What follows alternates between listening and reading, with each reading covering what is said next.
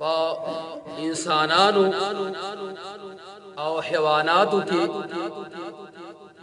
دا اللہ جل جلالہ کو نسبت دی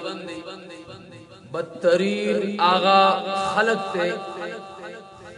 کم خلق چیز سلور کارو رکھئی اول کار کفر کئی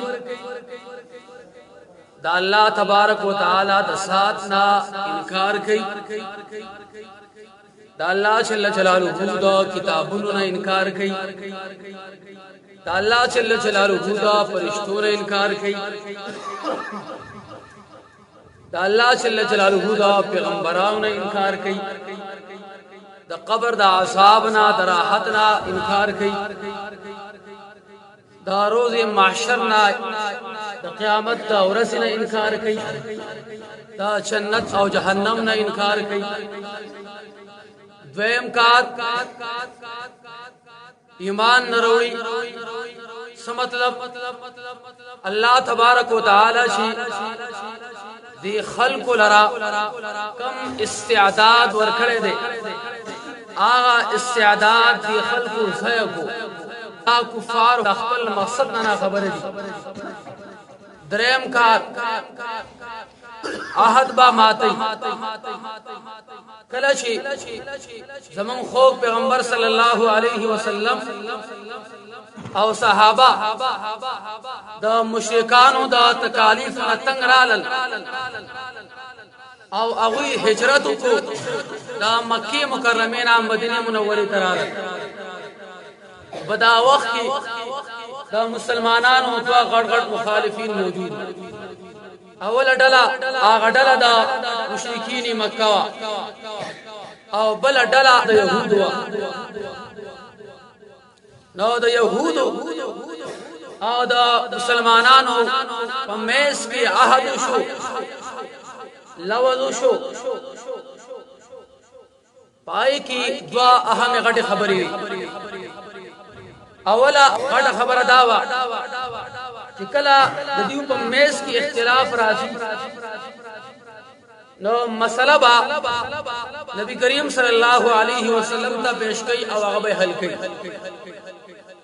داغا پا خبر باندی با عمل کئی دویما اہما غٹ خبر داوا چی یہود با دا مسلمانانو خلاف دا مشرکانو کومک او مدد نکئی کلچ بیا جنگ دا بدر راغے نو یہودو دا مشرکانو مددو کو پا اصلحی سرا جنگی سعد و سامان سرا کلچ بیا بدغا جنگی بدر کی مسلماناں تا فتحہ میلاو شو حاصل شو دا یہود رالو دا نبی کریم صلی اللہ علیہ وسلم خواتا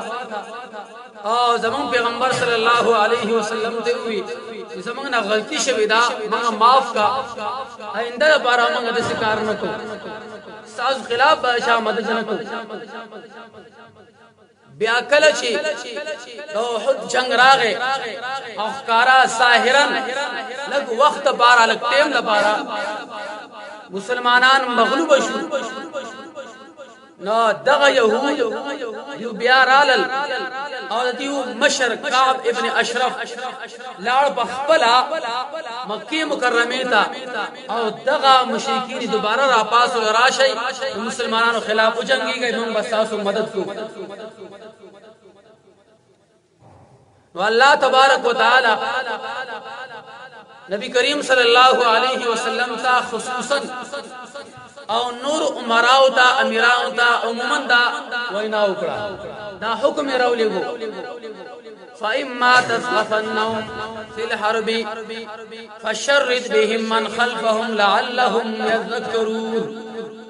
اے زما خوب پیغمبرہ اے زما محبوبہ پکم یو چنگ کی چدا یہود دا مدینہ منوری تا لاند کی